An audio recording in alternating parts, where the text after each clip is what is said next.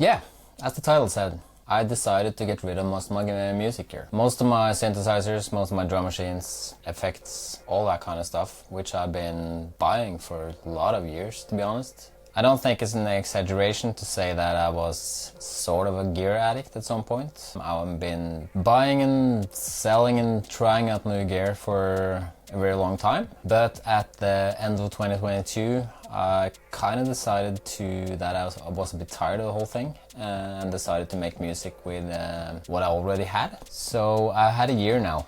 I'm recording this video at the end of 2023. So I just wanted to get off the ride. What I did was I stopped watching YouTube and Instagram demos of stuff, and also stopped buying and selling stuff. I sold a lot of stuff at the start of the year. I was quite deep into modular synths for a while. I probably had a modular for like at least 10 years. If you've ever been into that, you probably know that's basically the crack of music here. So yeah, I got rid of that at the start of the year, and then I continued to make music with what I had for a while. But as I approached the end of, not quite the end, as I past the summer of 2023, I decided I was gonna try and make more music just in the box, just in Ableton basically, with the soft synths and the plugins I had there. So most of the gear I had was kind of sitting on the side for a while I was figuring that out, because even if I have been making music in the box as well, on and off, for the whole 15 plus years I'm making music, it was a bit of a different workflow than what I had been doing. So I had to sort of adapt my ways to it and get good at it, if you want. Since I've been making a lot of music, it wasn't the hardest transition. I've been using Ableton as a recorder for ages, and I've also been using a lot of effects in Ableton, but I have been working with a hardware sequencer and mostly hardware instruments. It was a bit of a change. I mean, part of the reason I wanted to do that as well was because I started to get an urge, or I kind of wanted to see if I could pass some of the knowledge on, all the stuff I've learned over these years. But I didn't find it too practical to teach you guys how to make music in a studio just like mine with lots of hardware synths, because to be fair, most people don't have a packed studio. So when I started that project, I figured out I wanted to focus on making music in the box. That was also part of it, and yeah. Over the last month or so, I figured out that I kind of liked that way of working so much that I've been selling a lot of stuff.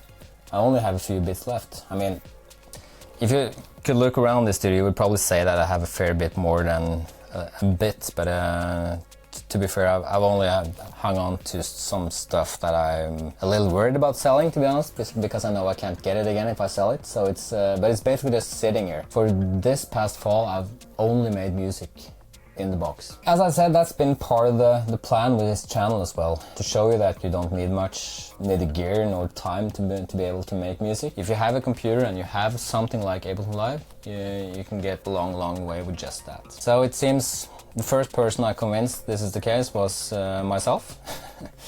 So over the past 2 weeks, over the past month, as I said, I basically got rid of mostly everything I had, including some old vintage synths like the SH-101, Juno 106, tons of drum machines and etc. So yeah, looks like the first person I convinced was myself. Why did I take this move then and get rid of it all? I mean, the first and most obvious reason is that I feel that I'm way more productive working in the box than I am with a bunch of hardware.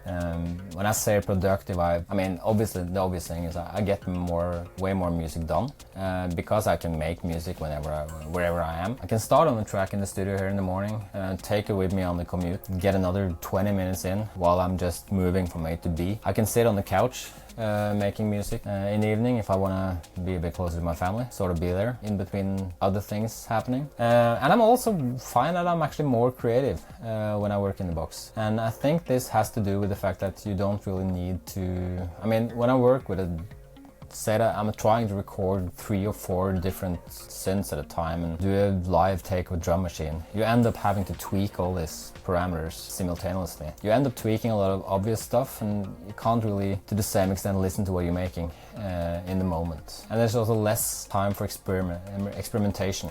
So in short, I find that I experiment a lot more, and I also focus a lot more on the actual music and less on all the external stuff. Not to mention that I can actually walk in here in the morning, turn on the computer, start making music in 30 seconds after I turn it on. I don't have to wait for 10 different pieces of hardware to warm up and get in tune. So yeah, effectiveness is one of them. And I also have to admit that I was a bit afraid that this move would be something I would regret, but I mean so far I'm only feeling a lot of relief, to be honest, because it comes with a lot of stress and it eats up your time when you're constantly thinking about what to buy or what to get and watching endless amounts of demos and that kind of stuff. And I mean, not spending the money on it is also very nice. I mean, the computer has everything I need. As long as I don't get trapped in the same buying lots of new plugins all the time, it's nice to get rid of the money pit that music here is. And you also don't have to be afraid that stuff will break constantly. I mean, I've had a few